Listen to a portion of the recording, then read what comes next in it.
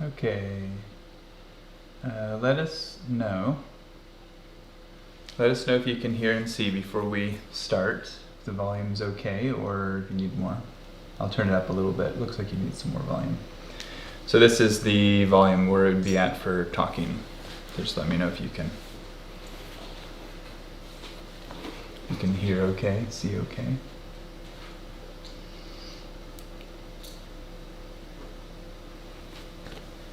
It's okay, or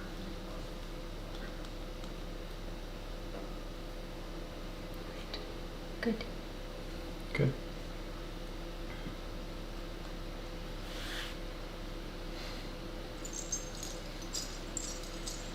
Okay. Very good.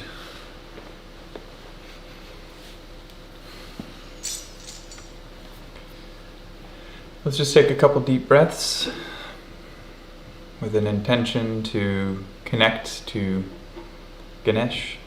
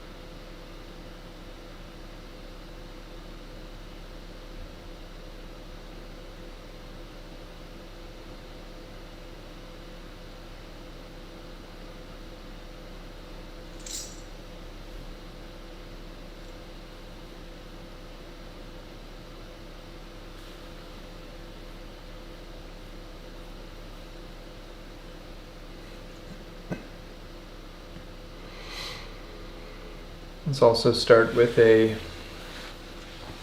mudra, so hold the hands in front of the heart like a bowl. We'll have an intention to call upon that energy of Ganesh.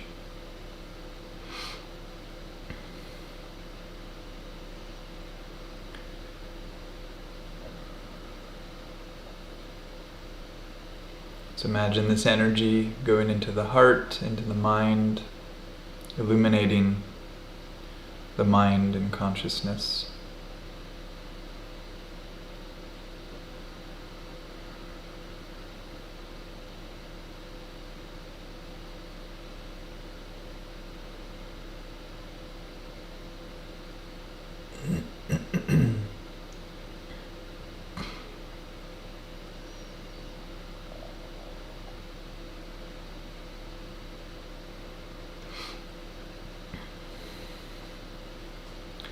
And then just take the hands, let them fold together flat, and then put the fingertips towards your chest. This is a mudra that means I establish you within.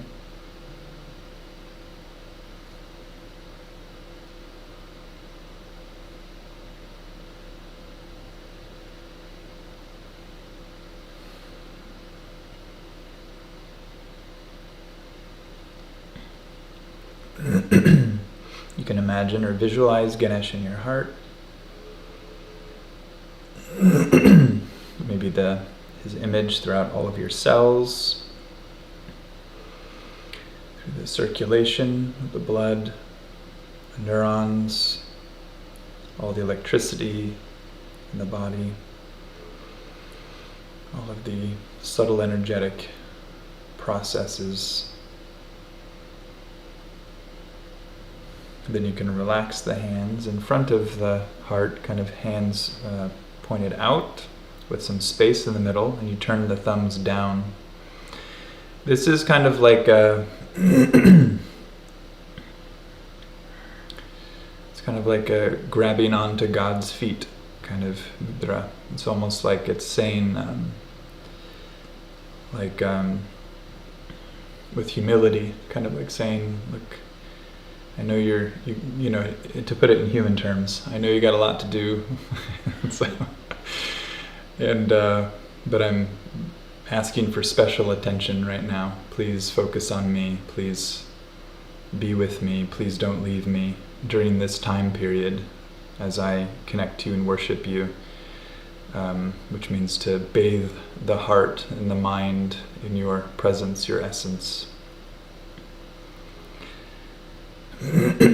Please stay ultimately connected with me. Don't abandon me.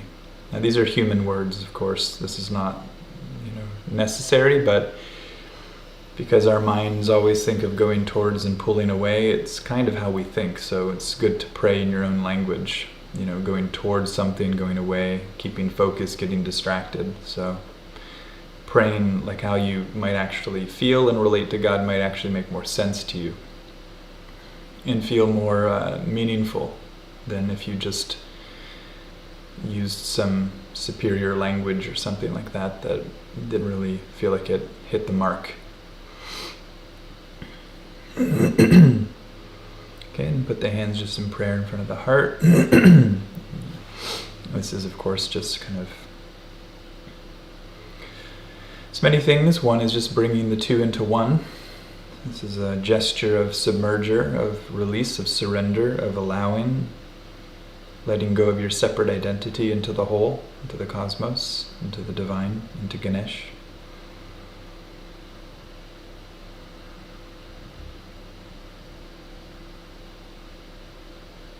It's a way of recognizing the highest or the ultimate everywhere, all around you, within everyone else, within the trees, the bugs, the bees.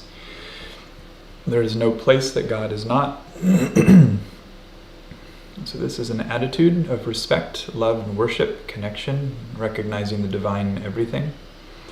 People usually think it just is for people, but namaste, this mudra, is what you should always be holding in your heart towards everything. So you want to see the ground as God. So you're holding this, kind of in a sense, silently saying namaste.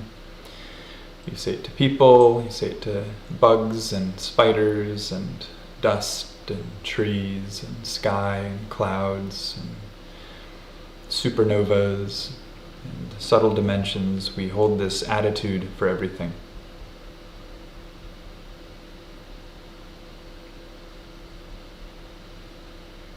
This is a mudra of the highest respect.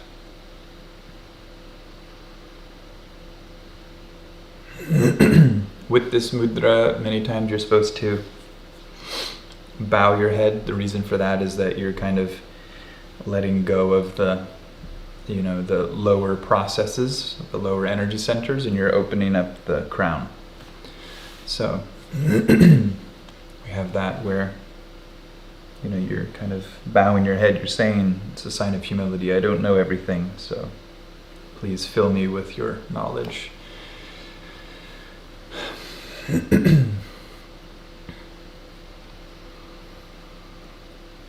So most people already know about Ganesh, so I won't spend a lot of time, but I will talk about it. I like to talk about the deities in ways that people don't usually think too much about, so I usually go to that side. So Ganesh is basically the power of God, of consciousness and energy that cannot be blocked or stopped.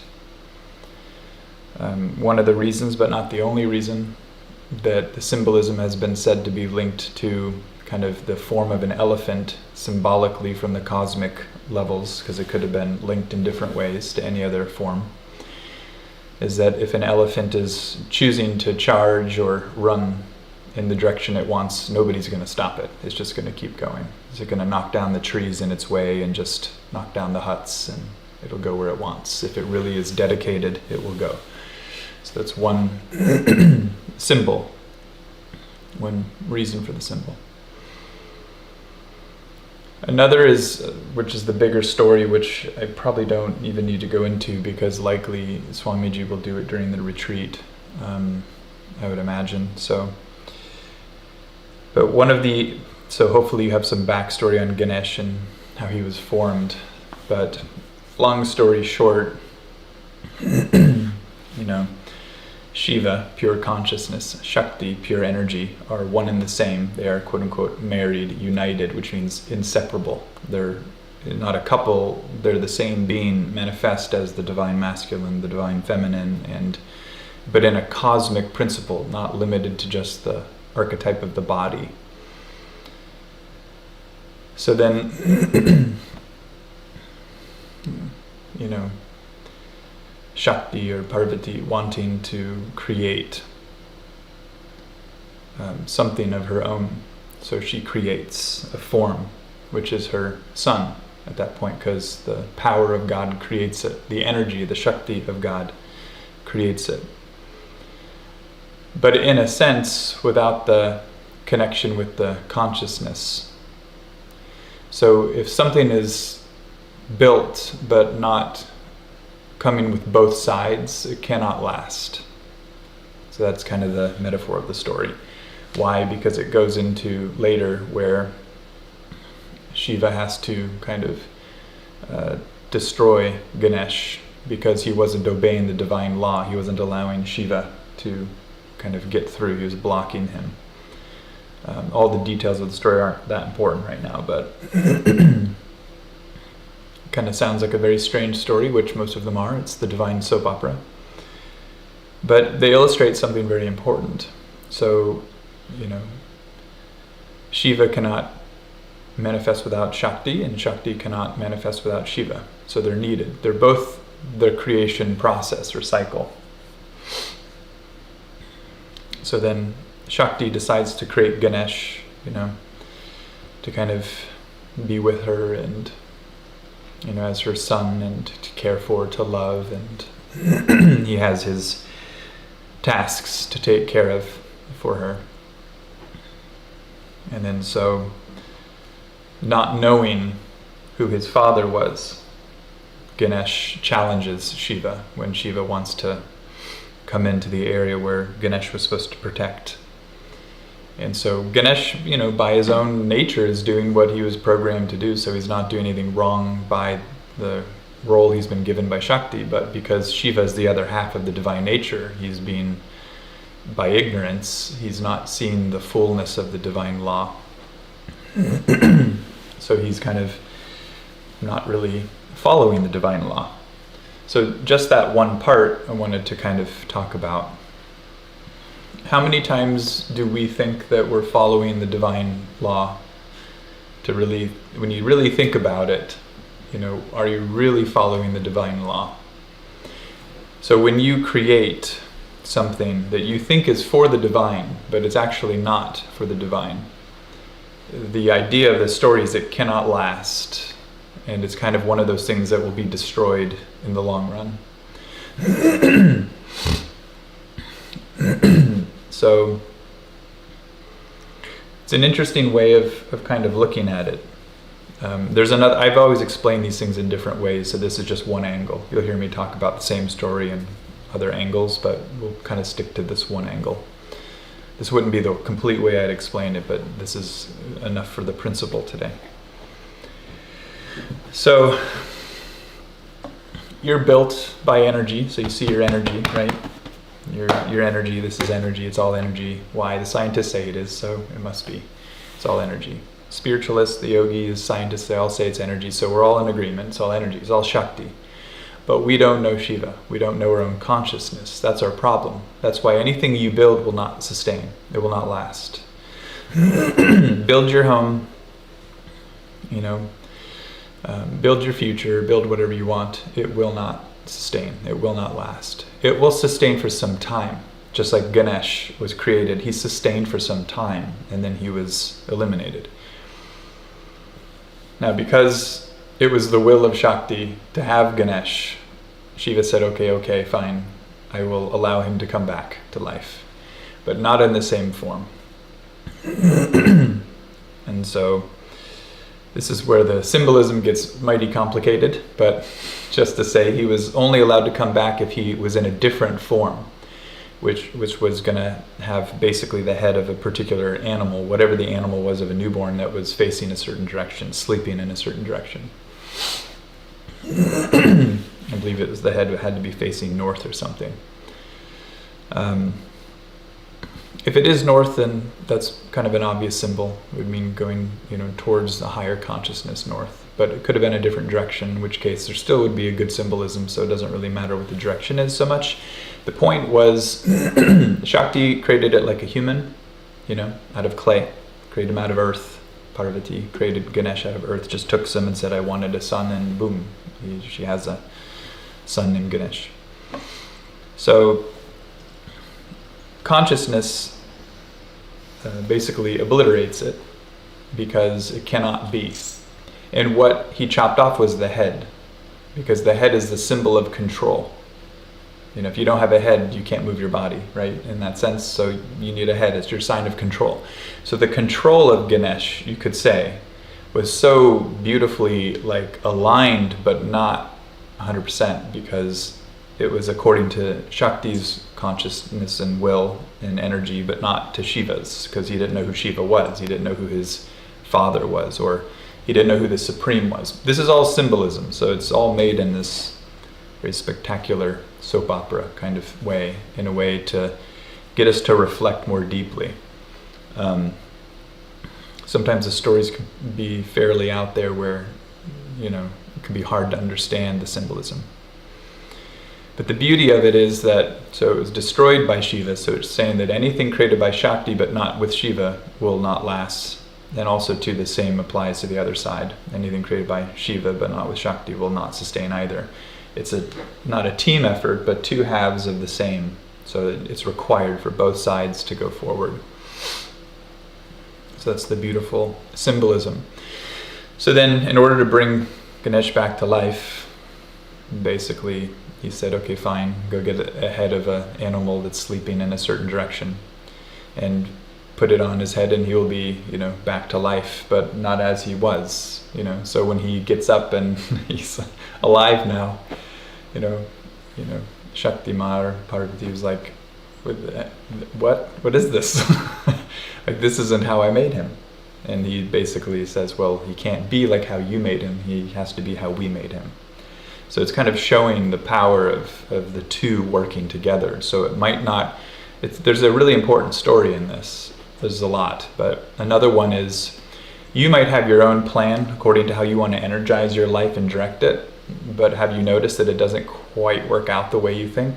So when you put your life in the hands of God, you might create the body, but the head might be different. Your life might not turn out exactly as you had planned. You tried to create it like this, like a song, for instance, but then it kind of turns out like that. You want to draw something, you've got a great idea, you start sketching it, and you want to paint, and it's not exactly what you're going for, but it'll pass. It's good. So sometimes you create the body, but the head is different. And vice versa. Sometimes the head is created, but the body turns out different. One half is by Shakti, or the energy of life, and another half is by the consciousness.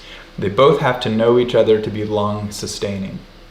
So if one is born out of one but not the other, it cannot last. So we live our life with energy around us, energy in us. You only know energy, the energy of your thought forms, which are energy. The emotional forms are energetic forms too. You feel that energy, you think that energy, you sense this energy. The energy is always around you. So Shakti, but you're calling Shakti not even by her true name. You're calling it, drum, floor, person, life, future, money. You're calling her by the wrong name. So if you don't know Shakti, then you're probably not going to ever know Shiva, in a sense. They always say to get to Shiva, you must go through Shakti. So to get to consciousness, you must go through energy. So what's the energy you're going through? The energy of your body experience, your life experience, relational experience, emotional experience, thought form experience, intellectual experience, spiritual experience, all those energetic forms that you will be going through. So this is your experience through your path that you walk through the energy to the consciousness.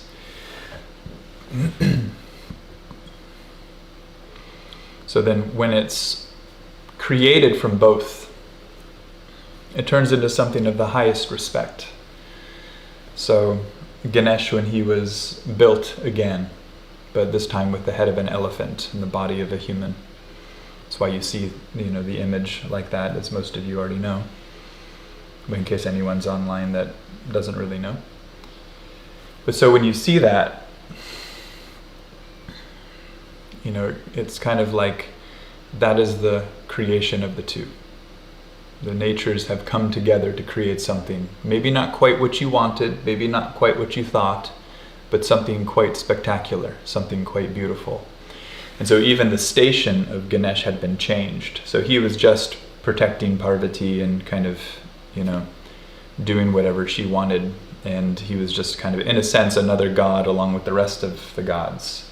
And he was given, because now he was a composite of both Shiva and Shakti, that now he was given the highest station, where in order to get to Shiva and Shakti, you had to pray to Ganesh first. So now everyone had to pass through Ganesh to get there. So now he was not just the gatekeeper to Parvati, and all the other gods could be used to access the boons, but now everyone had to go through the gatekeeper of Ganesh to get to Shiva and Shakti. So you see kind of like that, to worship life as Shiva and Shakti, not just Shakti, not just Shiva, but the whole thing as God, basically, is what you're trying to say here. Like everything is God, to see this as all God, and to try to walk the path where it's by Shiva's grace and by Shakti's grace you are aligned. To do it that way is to get your life fully on board and to have it become a product of the divine, rather than a semi-product of the divine that cannot sustain, right? So this is what we're trying to do. We are trying to turn our life like clay. We're trying to mold it into something that can resemble Ganesh, that can resemble the divine path, that can resemble both parts of development and understanding of consciousness and Shakti. So on this holiday, which we'll probably do during the retreat with Swamiji, but you take a little statue of which you make out of clay. Luckily we're in California, we have clay all over the place, so we can grab some and make a little Ganesh for the retreat this weekend. But we can take it, you make a Ganesh, and it represents the ultimate principle, and you put it in water and you just let it dissolve. So it's a sign of even the greatest creation that has the highest esteemed respect of all the highest beings, all the gods, the devatas, everything.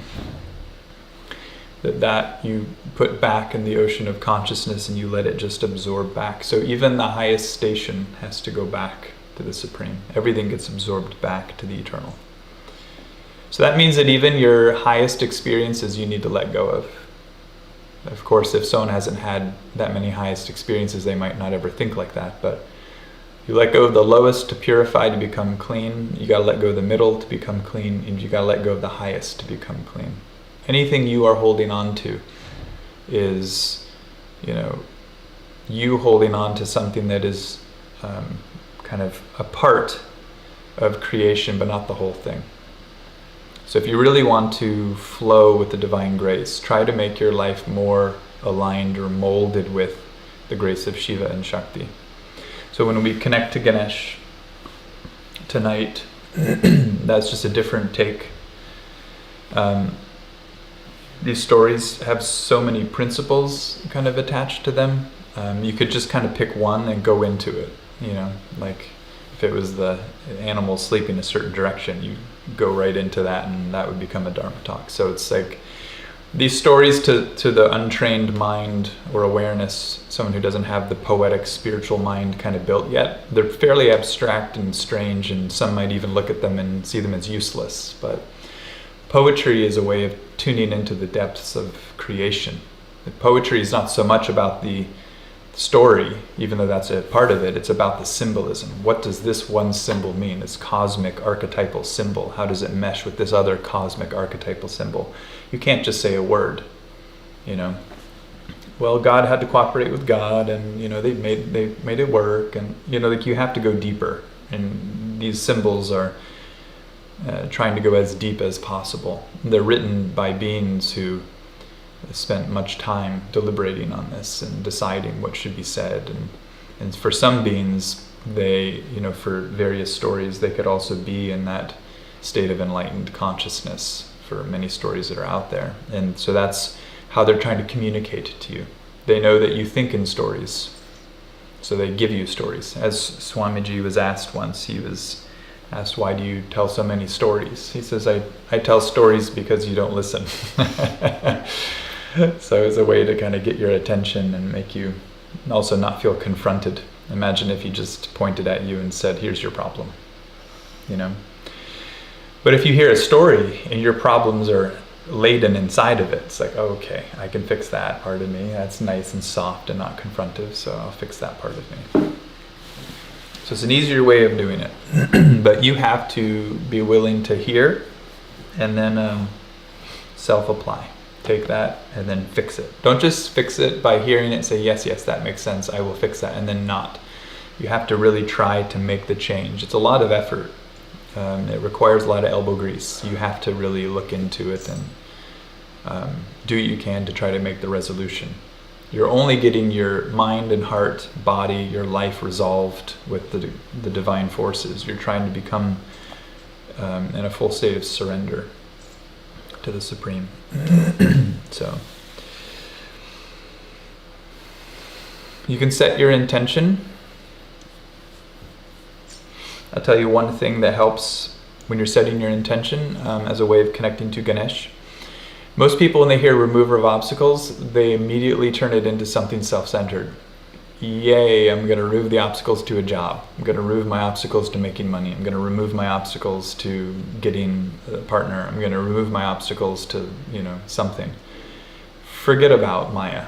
Remove your obstacles to yourself. Not to a skill set. Forget about that. You can do it if you want, but these things take time, and I'm not sure you really want the amount of time it takes to clear a lot of these things. Remove the obstacles to knowing yourself. That's the real way to use the grace and power, of the divine. So I would have to say 99.9% of the time when people see things like puja and ritual blessing, they think in terms of the self-centered effect. Yes, what can I get out of this?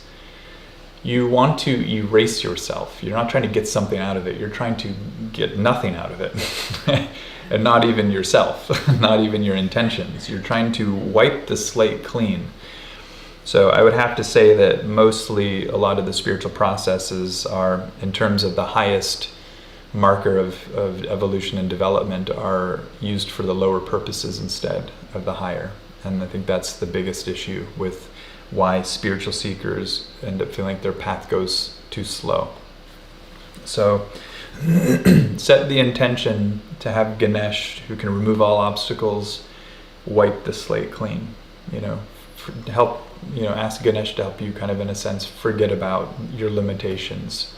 Not, I'm not a good artist, or I'm not a good musician, or I'm not a good speaker, or I'm not a good whatever. Not those limitations. Forget about those. What if you could live your whole life and be dumb, but enlightened? Or you could live your whole life removing obstacles to being dumb, be a genius, but not be enlightened. Which one do you pick?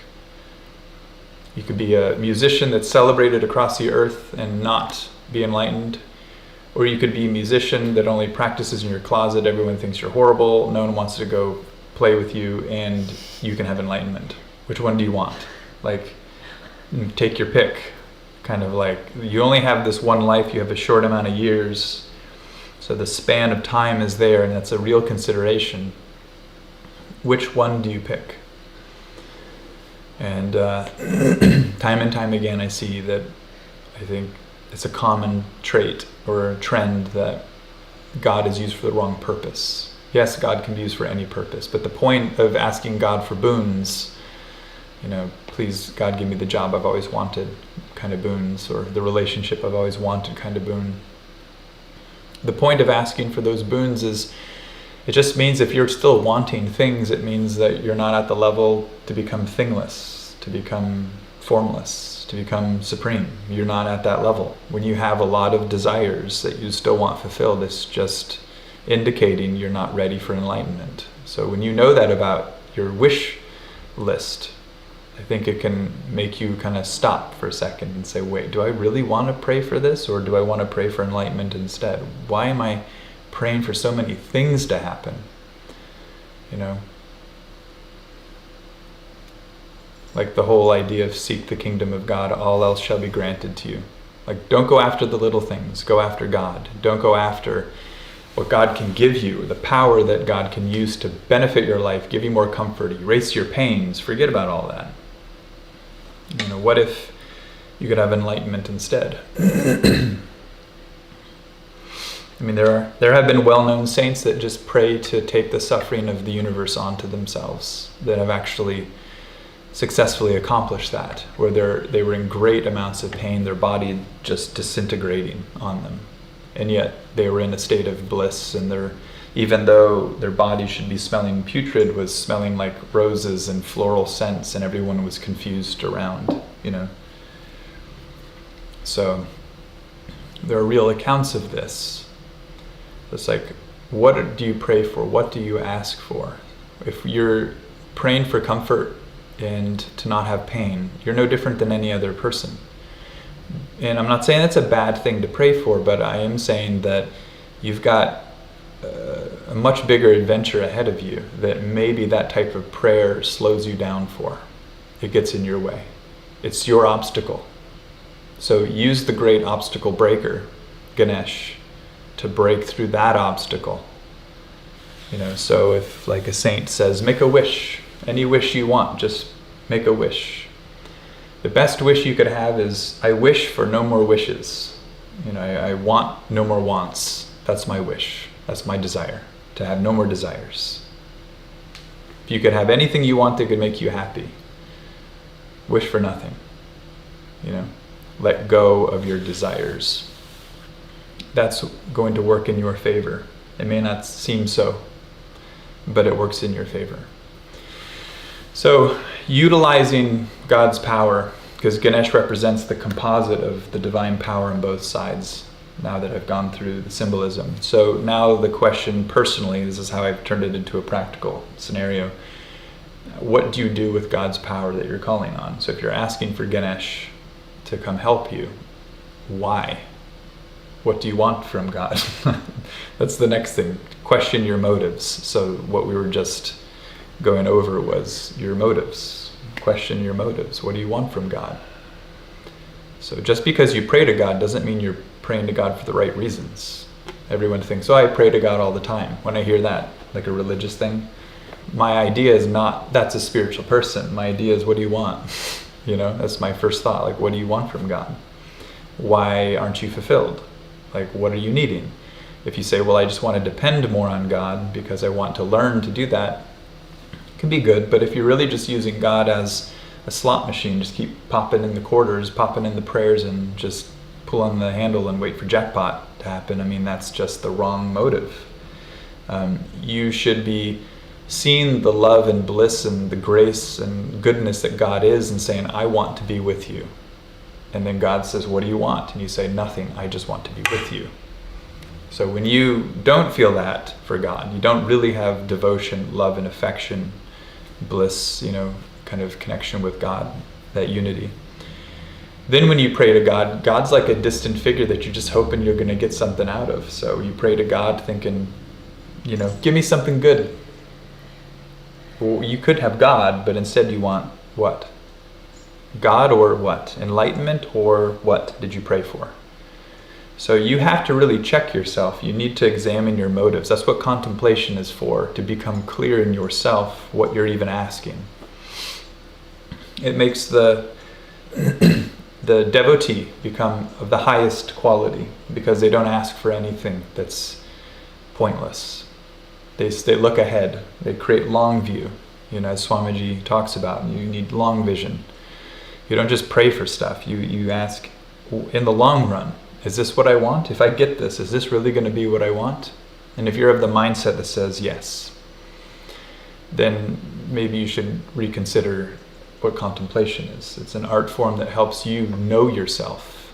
I don't mean little wise. I mean like you're breaking your whole context of yourself, your experiential bubble. You're breaking this thing down, and it's hardened and it's difficult. And to do that, you need something that can break the boundaries. The limitations are this little bubbled feeling of yourself, this structure that you call like a me. So what you feel to be you is your limitation. That's why you call Ganesh. Whereas, again, most people don't even consider that a limitation. And what they consider limitation is a limitation to being the best musician, a limitation to being the best artist, a limitation to being the best singer, a limitation to having the best job, a limitation to having my life work out the way that I want it to. It's a very wrong idea of limitation. So Ganesh is probably one of the most misused gods, if you want to put it that way. And you won't hear most people talk about that. Why? Because everyone wants to misuse Ganesh. They bow to God to get things, Give me a good life, give me a good salary, give me a good whatever, and then I'm good. And it's like, what? Now you don't want God? You got fulfilled, now you have no more eagerness? Maybe you shouldn't get those things so that you keep the yearning for God's power alive, and then you can grow into that communion. Do you want the rapture, the bliss the saints all talked about in all traditions? They said nothing on life or in life can match this. Or do you want all the little tiny things that everyone in life that doesn't understand the language of the saints says, you want this, you want money, and you want this and that and the other thing. New car, new house, new location, new vacation, new this. It's always going to happen. You're going to want something else. So we want to pray wisely. Use the power of God, of Shiva and Shakti, wisely. You are the clay, in a sense. So is your intelligence there? You should be, because Ganesh is a sign of intelligence, light, love, wisdom. So, spiritual cosmic intelligence. So do you have cosmic intelligence? This is not psychic. That's very human, very small. Do you have cosmic intelligence? Do you feel yourself growing as the leaves on the tree? Do you feel yourself as the dirt, on the ground? Do you feel yourself as the atoms in the sky and in the air around you? Are you experiencing life as it was meant to be experienced cosmically? Or is it a little human experience? So just be wise about what your prayer is. Question.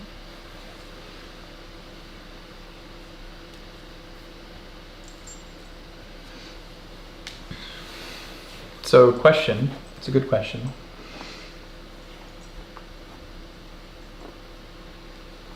So I completely understand the side of if the body's not feeling good, then what? When you're asking for enlightenment, what's the point? I can't even feel it if I'm feeling pain, right? If I'm feeling illness, or I have so much pain in my spine, I can't walk because I threw my back out, or whatever the issue is, or if you have a massive headache, then when you're aiming for enlightenment, what's the use, what's the value? Because I'm in too much pain to care, basically. Too much pain to see straight, too much pain to have the long view, which is true. It's it's quite right. That's how it is. In those circumstances, it's okay to do what you need to do to try to get the body in good working order. In fact, a lot of the process of detoxification will actually kick stuff up, where you will feel pain, you will feel like your back goes out. People don't really understand the power of spiritual purification, but it can set all of your organs off. So you could be like our little puppy dog right there. That's his little symptom.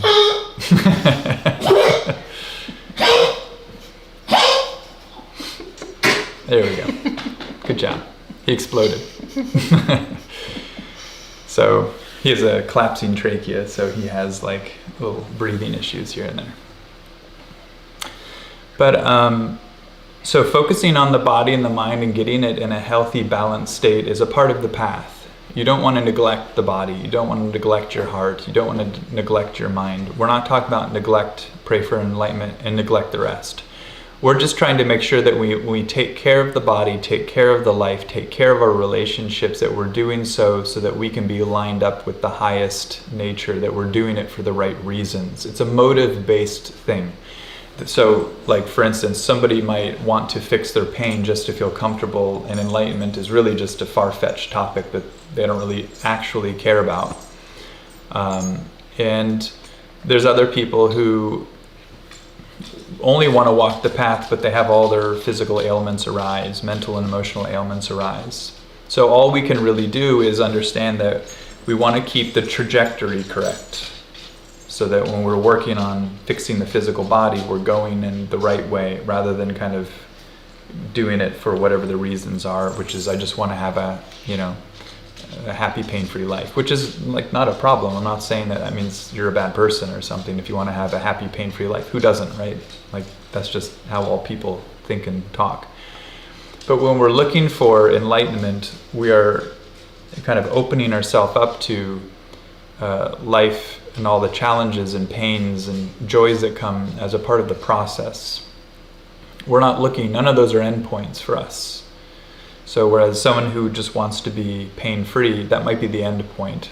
Enlightenment might be a theory, but really they just want to be pain-free of the body, or have a healthy body, or live longer, or whatever their goals are. But enlightenment would be kind of going as far as possible. Like we're using all of our healing as another stepping stone to go in the divine direction. So it's just mostly about motive. So you can still put attention on healing the body, healing the mind, working out your emotional, issues that you have to deal with, etc. You can totally do that. Get your life lined up. If you're doing it truly for the divine path, Ganesh is there. If Shiva and Shakti are there, that's the nature of Ganesh, then Ganesh is there. So the obstacles will be removed just because you're going the right direction.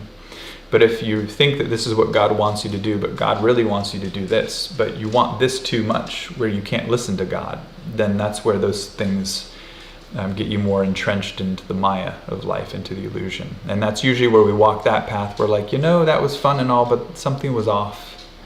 And maybe you weren't honest enough to know that it would be off during, which is fine. That's a pretty stereotypical direction for people. Going the wrong way is the stereotype. It's what we all do. But the idea is to learn from it and then try to make a different decision to go the right way. So it's a motive-based thing, because all people in human body will feel gravity, sensation, emotion, thoughts, all of those things. Even out of the body, you'll feel a lot of this stuff. So, you do what you can to just make sure your trajectory is spot on and don't lose focus. So like a normal thing is you feel high, right? Like emotionally high and like in state of love and devotion, bhakti for God. I love God. You want enlightenment then. But then if the next day you have a headache and you feel emotionally kind of wrought and depressed and sad, then enlightenment might be this thing you're like, I don't care about enlightenment today. That happens when you feel like emotionally kind of poor, that day, like depressed and low energy. So you just have to try your best. I'm not going to say it's easy, like just want enlightenment when you feel crappy emotionally. No one wants it, right? We feel crappy. But you have to use the long view, which is, okay, all I want is God. And even though right now it might be hard for me to say that, and I have a lot of difficulties getting through the muck that I'm feeling, I still want to go forward. So just make the declaration, I still want to go forward, and I'm ready to take whatever the pains are that arise, including this right now. When you know that whatever pains you're going through is for and a part of your transformation, it's actually easier to experience. Like if you know that you're suffering right now and that's that, and you don't know why, you kind of feel sad. Let's say that someone told you that you're suffering because you took on like a loved one's karma and you're saving them from a lot of torture or stress. You'd be like, really? That's awesome.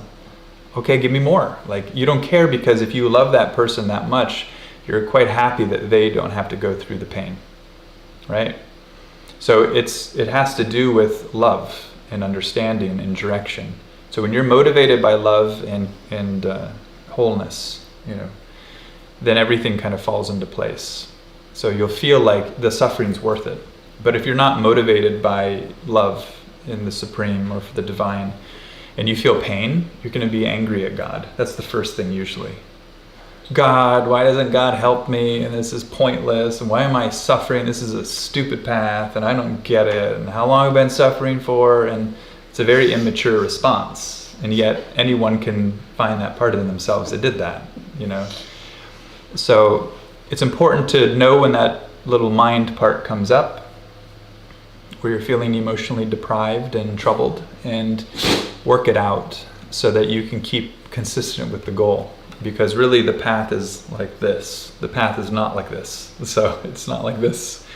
It's like this, you know.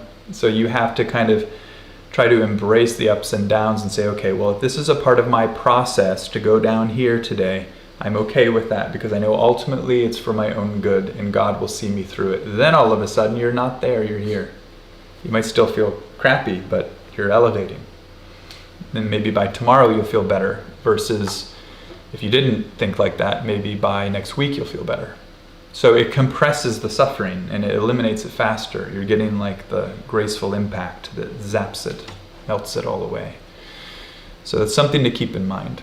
I don't want to keep it going informationally, so we'll kind of, cut it into the kirtan side of it.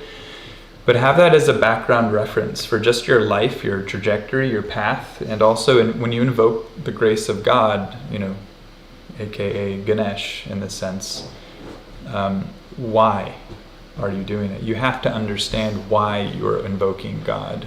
Do you ask God for the highest of the high, enlightenment, self-realization, to submerge into the divine, into your beloved? Or do you ask God for things in Maya to make your illusory experience more comfortable, which is the stereotypical thing. If you look at in any Hindu temple, pretty much all the priests doing pujas, it's for progeny, like for basically your kid's success, good marriage, finding a good partner, great job, make a lot of money, a happy household. Like that's kind of the stock and standard temple puja. But there are a small class of people, very small group on earth, that don't care about any of that stuff. 99% of that stuff they don't care about. What they want is enlightenment. You tell them, look, you can pray to Ganesh and get a great life, and they might say, I don't care about that. I want to know myself. So that's a very different group of people. There are not many of them on earth. Doesn't matter if they even live in an ashram. They may not have that as a focus. Ashram life and just being content in the ashram life, like a household, is kind of what they're maybe used to. But we need to always elevate our view and our trajectory to stay on the right course, because the job of this world of Maya, of the illusion, is to make you forget. But it's also here to make you remember. If you choose to try to remember, she will help you remember. She'll be like your mother. If you just see a desire and go for it, and you choose to forget by going for the desire, you might find that it seems like Maya is against you, like she's making it difficult for your path. But it's not she, it's you. You're making it difficult. So anyway, just kind of keep that as the background reference. It's nice to want nice things and be comfortable and pain-free. So you don't ever want to see yourself as a bad person because you want to have a comfortable, good life. You're not bad. The point is you can either have a comfortable outside life or a comfortable inside life, where it doesn't matter what you have exterior to you, you're going to be content always. And not just personally. Santosh, or that level of contentment, is actually a cosmic quality. It's not a personal thing. Like little person, I'm content. Yes, life's difficult, but I'm okay. When you really feel contentment, it's a universal contentment. So you'll feel like you are cosmic contentment. Nothing can disturb you. That's true contentment. Nothing exists to disturb you, and there is no you left, small you, to be disturbed. So all is good. So we'll leave it there, but keep that as a contemplation, so then when we are, kind of chanting and singing and kind of getting into it, like that's the energy you're bringing into it. So because the rest of it's all invoking Ganesh, essentially. We might do different things depending, but the spirit of the satsang, even if different mantras are chanted, will be for invoking Ganesh. So now the question is just left on you. What are you invoking Ganesh for? Why? What's the point? If you had only one chance, this is a great way to think about it. If you had only one chance to invoke God, and let's just pretend that tonight's the night. No other time will work. Just tonight. This is how you need to treat prayer, by the way. Prayer should always feel like this. No other night in the rest of your cosmic incarnations or your existence will work. Only tonight. What is your prayer? What is your focus? That is how you pray. You have to know what you want. Don't waste the time. Don't waste your focus. Don't waste your energy. Don't waste your life. Don't waste, any kind of faculty that you have. Look for God only. So if you can keep the focus that strong, then everything should work out easily.